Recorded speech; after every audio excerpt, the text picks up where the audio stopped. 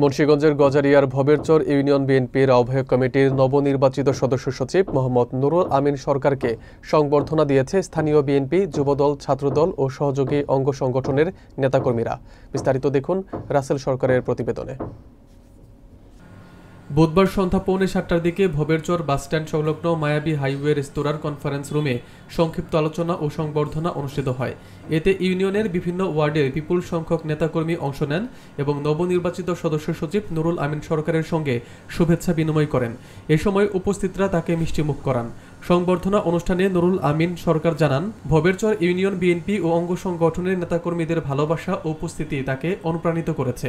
তিনি আরও বলেন, তাকে যে দায়িত্ব দেওয়া হয়েছে সেটি সঠিকভাবে পালনের জন্য তিনি সকলের দোয়া ও সার্বিক সহযোগিতা কামনা করেন। অনুষ্ঠান ঘিরে এলাকায় উৎসবমুখর পরিবেশ তৈরি হয় এবং নেতাকর্মীরা নবনির্বাচিত সদস্য সচিবের প্রতি তাদের আস্থা ও সমর্থন ব্যক্ত করেন।